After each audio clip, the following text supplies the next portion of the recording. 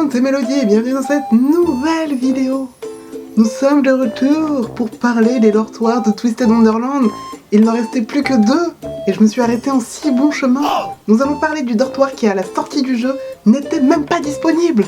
Et oui, bien sûr, je veux parler donc des Diasomnia. C'est un dortoir qui est donc composé de 4 membres et celui-ci est basé sur la Belle au Bois dormant et surtout sur l'élégance de Maléfique, la méchante dans la Belle au Bois dormant. Sur le logo, on retrouve les épines, les ronces qui s'entourent autour du château quand Belle est endormie et se fait piquer par le fuseau. On retrouve la forme dragon de Maléfique et aussi des petites cornes sur les côtés. Voilà. Personnellement, je trouve les couleurs de ce dortoir un peu tristounettes, mais ce n'est pas grave, ce n'est qu'un détail et surtout, ce n'est que mon avis personnel et ça, on s'en fout. Le premier personnage de ce dortoir, il s'agit bien sûr du grand, du magnifique, le leader de Diasomnia, Malleus Draconia. Et oui, c'est un 3e année. Seul et unique membre du club des fans de gargouilles. Waouh, génial. Dans ses passe-temps, il adore visiter les ruines et les châteaux abandonnés. Alors ce qui est drôle avec ce personnage, le gars on sait pas quel âge il a, c'est aussi le magicien le plus puissant du monde magique. Mais il est encore à l'école. Il y a un problème quand même. Enfin bon, ce n'est qu'un détail. Ah oui, aussi il a une aura tellement puissante qu'il fait peur à tous les élèves, du coup il a quasiment pas d'amis, donc...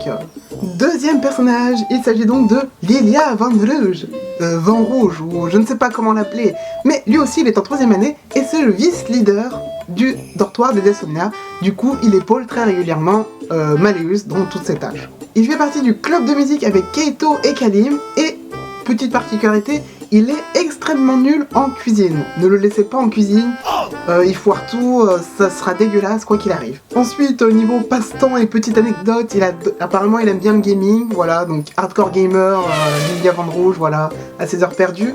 Et aussi, ça a été dit dans le Magical Archive, il aime bien mettre son doigt dans son nez, voilà. Je sais pas ce qu'il fait, hein, fouille archéologique, tout ça, voilà. Ah, j'ai oublié, très important. Vous voyez, il a une petite apparence très mignonne, tout petit garçon. Détrompez-vous, on ne sait même pas quel âge il a, il est très ancien, très vieux, mais il est plutôt bien conservé quand même. Alors, 3e personnage, il s'agit de Silver, qui est en 2e année. C'est un gardien, un petit chevalier de Malleus, qui le protégera quoi qu'il arrive, voilà. Il est dans le club d'équitation, il est plutôt calme, un peu taciturne, et il en faut des personnages comme ça, et c'est un plaisir de l'entendre calmement, voilà, posément. Par contre, il a des tendances un peu narcoleptiques. Monsieur s'endort un peu où il veut, il est toujours fatigué, Faut prendre un peu de vitamine C dans la vie, hein. C'est aussi notre Disney princesse qui attire les petits animaux, tels les petits oiseaux, les petits écureuils, les petites souris. Il comprend même leur langage. C'est magnifique. Ensuite, le 4e et dernier membre de ce magnifique dortoir, il s'agit de Sebek Zigvolt. Donc lui, il est en 1re année et c'est le protecteur, chevalier, tout ce que vous voulez, numéro 1 de Malleus. Personne ne doit dire quelque chose de travers sur Malleus en sa présence, parce que sinon, il va encore nous casser les oreilles. Je crois que c'est le personnage le plus bruyant de tout Twisted Wonderland. Il est toujours en train de crier, et le jour où il parlera calmement, vous me faites signe.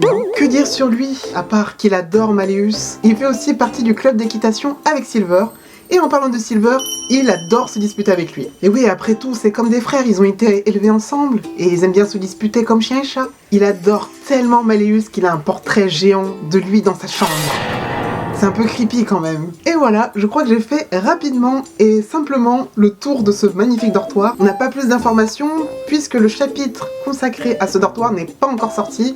Logiquement, le prochain chapitre, ce serait celui des Ignite, si on suit la logique des choses. J'ai hâte d'en savoir plus sur Lilia parce qu'au final, on ne sait pas grand chose sur lui.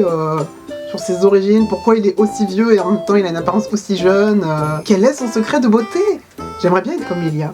Donc voilà, prochaine vidéo sur les dortoirs, ce sera les Earthcabule et j'ai très hâte de les faire. Je vais essayer de ne pas faire une vidéo très longue pour eux. Comme d'habitude, si ça vous a plu, mettez un petit pouce bleu, un petit commentaire et abonnez-vous pourquoi pas. Et sur ce, moi je vous dis, portez-vous bien, faites attention à vous et à bientôt. Bye bye.